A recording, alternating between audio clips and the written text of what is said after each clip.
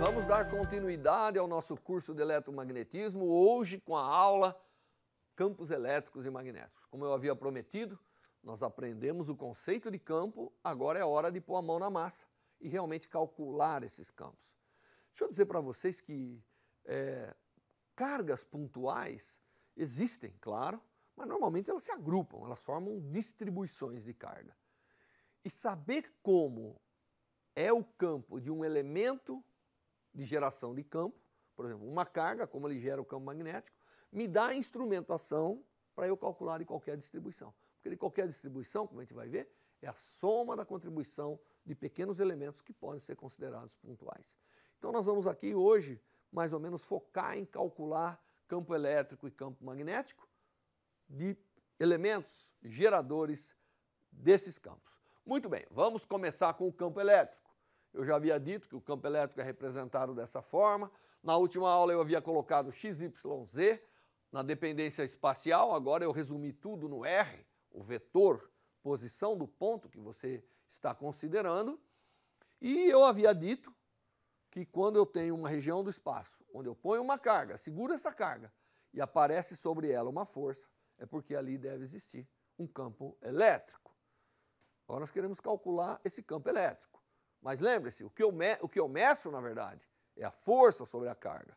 Então, eu tenho conhecimento da carga, e eu vou colocar ali, e eu vou ter conhecimento que força aparece sobre a carga, né? Então, conhecendo a força que aparece sobre a carga numa região do espaço, e qual é o valor da carga de prova que eu estou usando, não importa se seja positiva ou negativa, eu defino que naquela região tem um campo elétrico. E esse campo elétrico é a razão entre a força que eu medi com a carga que eu usei para provar aquela região do espaço. Essa é a definição de campo elétrico. Portanto, você pode trabalhar como quiser e mostrar que força sempre vai ser daqui para frente o campo do espaço vezes a carga de prova. Se eu conheço a força que aparece sobre uma carga numa região do espaço, depende daquela carga. O campo não. O campo é uma propriedade intrínseca do espaço. Claro, existem as fontes que geraram esse campo, mas ele está lá. Qualquer carga que você coloque ali, se você conhece o campo, você é capaz de prever tudo o que vai acontecer numa carga ou distribuição delas. Né? Uma vez que eu sei a força, o efeito sobre uma carga, eu tenho o campo, mapeio o campo de uma região, eu sou capaz de saber o efeito daquele campo basicamente em quase tudo que acontece. Note que o campo também é uma grandeza vetorial, né? Porque força é vetorial, e eu dividi um vetor por um escalar, então o campo continua tendo as características vetoriais e, normalmente, ele, exceto pelo sinal da carga de prova, porque se eu colocar uma carga negativa ou positiva, vai inverter o sentido da força. Agora, a direção não, a direção da força é a mesma direção do campo. O sentido é dado pelo valor da carga, isso é importante saber. Uma carga negativa anda contra o campo. Uma carga positiva anda a favor do campo. Vamos guardar essa frase, porque será muito importante quando a gente voltar a falar de potencial, voltagem e ação sobre cargas gerando corrente elétrica. Então, mais uma vez, cargas positivas acompanham o campo, cargas negativas andam contrário ao campo. É como se eu tivesse aquelas linhas de campo que eu mostrei para vocês, as cargas positivas acompanham o sentido da linha e sobre elas, enquanto as cargas negativas andam na direção contrária às linhas de campo. Tá certo? Isso é importante. Esse é o conceito de campo elétrico, e uma vez que eu tenho o conceito de campo elétrico, eu posso sair por aí calculando o campo elétrico. Uma das situações mais interessantes para a gente é um campo de uma carga pontual, uma carga que pode ser considerada um ponto, por isso que ela chama pontual. Então nós vamos pegar uma carga que pode ser positiva ou negativa. Se você prestar atenção, o sinalzinho está meio pequeno aqui, mas essa é negativa e essa é positiva. E eu coloquei uma carga de prova aí. Eu coloquei uma carga de prova e notei que aparece uma força sobre essa carga e essa força, obviamente, vai determinar a direção do campo. Note que se a carga que está aqui negativa, ela gerou uma força atraindo, né, a carga e, portanto, o campo estaria na direção interna, porque eu estou assumindo que a minha carga de prova é uma carga positiva. Se a minha carga que gera o campo ela é positiva, então essa carga de prova também positiva tende a se repelir, porque eu vou sentir uma força de repulsão, tá certo? E, portanto, o campo está indicado sempre na direção radial. Esse pequeno vetor aqui é o versor radial, indicando que o campo aqui é na direção radial. Então, uma carga pontual sempre vai gerar um campo elétrico radial, na direção do raio que une as duas. E dependendo se você está lidando com uma carga positiva ou negativa, esse campo será convergente para a carga ou divergente da carga. Como eu sei da lei de Coulomb que a força é o produto das cargas dividido pela distância ao quadrado, vezes uma constante, que nós já aprendemos lá atrás, que depende do meio e tudo isso, e está na direção radial, do versor radial, se eu dividir a lei de Coulomb pela carga de prova, eu tenho exatamente o campo elétrico como sendo também dependente de 1 sobre r ao quadrado, parecido com a lei de Coulomb, né? Só que agora só depende da carga geradora, não depende mais da carga de prova. Então, esse é o vetor campo elétrico para uma carga pontual. E é extremamente importante que a gente saiba qual é as características do campo elétrico de uma carga pontual. Então, ele, primeiro, depende de 1 sobre r quadrado, está na direção radial, do ponto de vista vetor, tem a mesma constante elétrica que tem a lei de Coulomb e vai ser contrário ao versor radial se a carga que gera é negativa e a favor, divergindo, né, saindo da carga que gera, caso a carga que gera for positiva. Isso é um conceito que nós temos que saber para poder evoluir com o eletromagnetismo. Numa região do espaço, eu só tenho um campo. Eu não posso ter dois. Agora, esse campo que está naquela região, que eu vou lá, coloco uma carga de prova e meço uma força, ele pode advir de uma distribuição de cargas ou uma distribuição de contribuições. E o que é interessante no eletromagnetismo é que a contribuição, imagine que eu tenho cargas em vários lugares, elas geram um campo numa posição do espaço e eu vou lá e meço. Esse campo que eu estou medindo, que é o chamado campo resultante, ele advém da soma direta de todas as contribuições de todo lugar. Esse conceito é importante porque ele mostra que não importa qual é a distribuição, se eu sou capaz em considerar pequenas porções dessa distribuição como se fossem cargas pontuais, eu posso somar tudo. O resultado completo, imagine que eu tenho aqui um colchão de cargas distribuído. Claro que o campo aqui no espaço é diferente do que o campo de uma. Mas se eu considerar esse colchão, cada carga e somar todo o efeito, eu sou capaz de reproduzir o campo resultante. Esse princípio, que é chamado princípio da superposição dos campos elétricos, ele é extremamente importante, porque se não fosse ele, eu teria infinitos campos a serem determinados.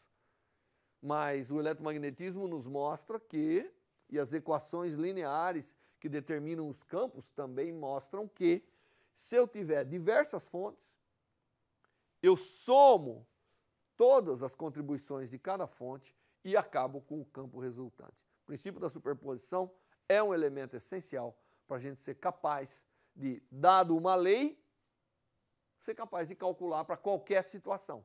Senão seria impossível. Se eu tiver cargas arrumadas como num anel, numa linha, num plano, eu teria que ter leis diferentes. Não. Tudo pode ser resumido à soma de cargas pontuais, cargas individuais. E esse princípio, ele é muito bom para isso. Só que quando eu meço num ponto, eu não sou capaz de saber todas as contribuições que ali tem. Mas sou capaz de calcular se for necessário. Muitas vezes, fazendo um experimento ali, eu sou capaz de determinar, indo mais para lá, mais para cá, eu sou capaz até de utilizar o meu conhecimento para dizer, não, deve ter fontes aqui, aqui, aqui, e assim por diante. Muito bem. Como ele é um campo, força nós sabemos que é Newton. E o campo, qual é a unidade do campo? Bom, no Sistema Internacional de Unidades, que, recordando, usa metro, quilo, segundo, não é? Coulomb como carga, nós temos que a unidade de campo elétrico, ele é Newton por Coulomb, tá certo? Mas, como nós vamos aprender mais adiante, isso pode se converter em volts por metro. Que nós ainda não introduzimos o conceito de potencial elétrico, que virá na próxima aula, mas aí nós podemos também, equivalente a isso, determinar a unidade de campo como Newton por Coulomb. Claro que agora podemos fazer vários exemplos, né? Na internet está cheio de exemplos, você pode ir no Veduca ou nas aulas que eu mesmo tenho sobre resolução de problemas de eletromagnetismo, e você vai ver muitos exemplos com cálculo do campo elétrico. E nós aqui, em aulas posteriores, vamos nos concentrar, porque estamos dando o conceito, aí depois vamos calcular o campo elétrico numa ampla gama de situações interessantes da natureza. Isso então o campo elétrico. Mas e o campo magnético? Bom, o campo magnético também pode ser determinado através de entendimento das suas fontes. Qual é a fonte de campo magnético? Carga em movimento. Se eu tiver uma carga em movimento, eu posso mostrar que eu tenho a geração de um campo magnético. Na verdade, uma carga em movimento, ela representa o que nós chamamos de uma corrente elétrica, né? Mas, dado que eu tenho a velocidade de uma carga, eu sou capaz de realmente calcular qual é o campo ao redor da linha na qual essa carga se desloca. E o campo magnético, ele é gerado por cargas em movimento e também exerce uma força sobre carga em movimento, como eu vou falar daqui a pouco. Mas eu não quero também deixar de salientar que existem materiais que a carga circulando um certo ponto, um eixo, também é carga em movimento e gera características magnéticas. Mas existem materiais que são capazes de gerar o campo magnético, que, como eu já disse anteriormente, na aula anterior, nós vamos representar o campo magnético pela letra B. Bom, para saber que existe um campo magnético numa região, tudo isso, eu vou lá, boto uma carga, se ela estiver paradinha, o campo magnético não faz força sobre ela. Mas se essa carga, de valor Q, tiver uma velocidade numa certa direção, vai aparecer sobre ela uma força, perpendicular ao seu movimento sempre. E se eu fizer aqui algumas variações, eu posso deduzir uma equação de força, seria equivalente à equação de definição do campo elétrico como sendo a força de Coulomb dividido pela carga, eu posso agora fazer uma definição do campo magnético. A força que aparece numa carga em movimento de velocidade V, todos vocês se lembram da mecânica que a velocidade V é vetorial.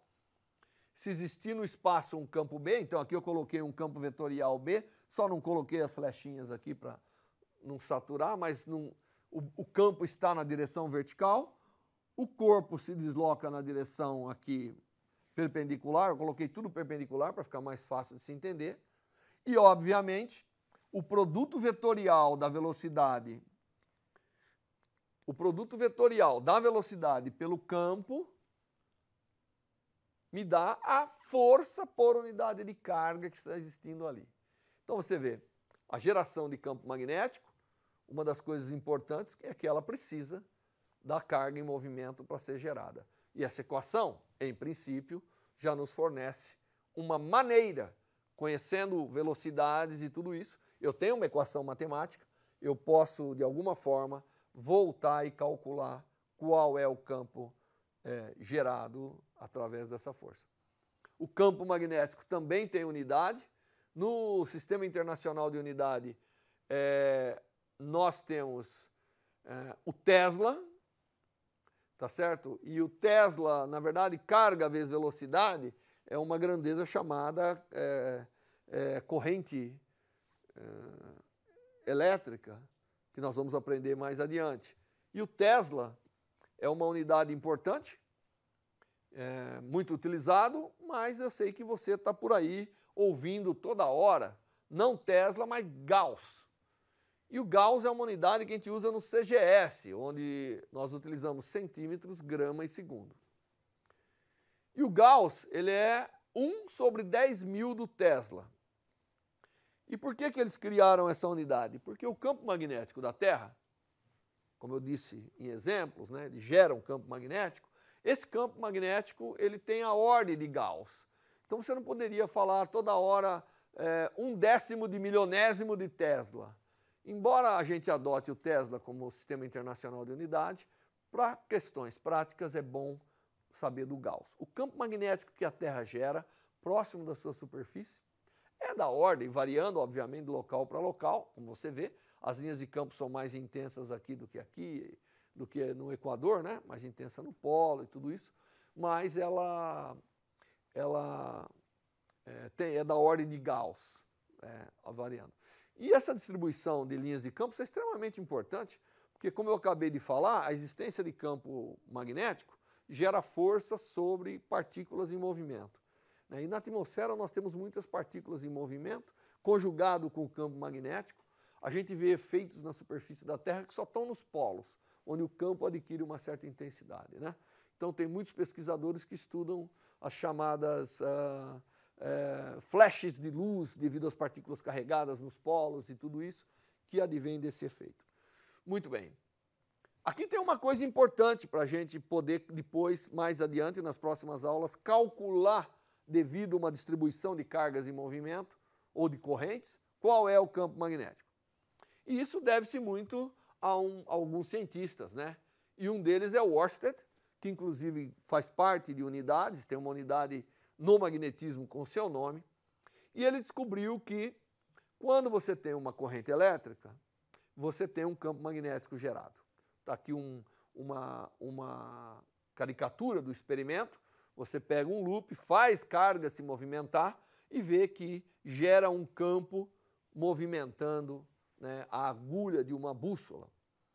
E, obviamente, o próprio Ørsted, junto com Faraday e todo mundo, investigaram muito como que é o campo produzido por cargas em movimento, com uma certa velocidade e com valor de carga em movimento. E eu já disse que o produto da carga pela velocidade vai caracterizar uma grandeza muito importante, que é a densidade de cargas, né, que nós vamos ver mais adiante, densidade de corrente, desculpa. Mas o Ørsted, ele determinou isso e foi capaz de mostrar a força que age sobre um elemento de corrente. Se eu tiver uma porção do fio que está passando uma corrente elétrica, eu sei que nós não aprendemos ainda o conceito, mas vamos aprender depois, nós vemos que quando naquela região tem, porque essa corrente nada mais é do que uma carga atrás da outra se movimentando com uma certa velocidade. Aparece ali, e nós somos capazes de deduzir, uma força sobre o condutor, né, de corrente, e essa força, obviamente, ela é dada pelo produto vetorial do elemento, depende do tamanho, depende de quanto de fio você está considerando, de quanto de corrente, vetorialmente com o campo. Só que a gente assume que o L é um elemento geométrico que caracteriza o tamanho do condutor, no qual está percorrendo a corrente. E o produto vetorial dele pelo campo gera a força. Vocês já aprenderam produto vetorial, né? Se eu pegar a mão direita e jogar o vetor do lado de cá sobre o vetor do lado de lá, o meu polegar vai indicar qual é o sentido da corrente. Então aqui, se eu pegar o meu polegar e jogar o L vetorial, que na verdade está na direção da corrente, sobre o campo, eu tenho qual é a força. Bom, esse experimento ele foi extremamente importante porque mostrou duas coisas, né? Você deve ter notado numa transparência anterior que uma das coisas que aparece aqui é que quando eu tenho um fio conduzindo corrente, aparece ao redor dele um campo magnético. E, obviamente, se eu tiver um elemento de corrente, né, um DL, um pedacinho do fio, e eu for capaz de calcular qual é o campo magnético por ele gerado, eu crio o equivalente à minha relação, né, que veio da lei de Coulomb, agora calculando qual é o campo gerado por um elemento. Isso me permite calcular o campo de uma distribuição qualquer. Então, o passo seguinte agora é a gente pegar um elemento de corrente de valor DL, um elemento pequenininho, um pedacinho do espaço, onde ali tem cargas em movimento, e ver qual é o campo que ele gera, qual é a distribuição vetorial do campo magnético gerado. Se eu tiver essa grandeza, eu sou capaz de então calcular de qualquer distribuição. E isso é o que eu vou fazer numa próxima aula, assim que a gente começar a calcular o campo magnético produzido pelas densidades de corrente. No momento, nós aprendemos dois campos que são importantes, tá certo? Resumindo essa aula, que é o campo elétrico, que age sobre cargas paradas, também vai existir sobre cargas em movimento, tá certo? Mas ele está lá. E o campo magnético, que ele age sobre cargas em movimento apenas. Mas mais do que isso, cargas em movimento geram o campo magnético. E nós aprendemos as relações básicas e os pioneiros da experimentação com isso, podendo agora, então, partir para as próximas fases, que é, de fato, calcular contribuições desse campo, desses dois campos, em diversas situações físicas. Apesar do campo ser a coisa fundamental aqui, ele é vetorial, ele apresenta determinadas dificuldades, às vezes, em se lidar com ele. E nós não aprendemos como montar uma equação que conjuga os efeitos mecânicos, além da força. Então a gente cria outros conceitos, outros potenciais. Nós criamos potenciais agora, ao invés de serem vetoriais, nós vamos criar, principalmente para o campo elétrico, um potencial escalar, que é o conceito de potencial elétrico, né? Ou o conceito também de energia elétrica, que nos dá mais uma ferramenta útil para que, caracterizando o espaço, nós sejamos capazes de fato, prever qual é o comportamento de qualquer distribuição de carga parada ou em movimento que entre nesse espaço. Esse será o desenrolar das próximas aulas, portanto, conto com todos, não percam as próximas aulas para a continuidade do nosso eletromagnetismo. Até lá.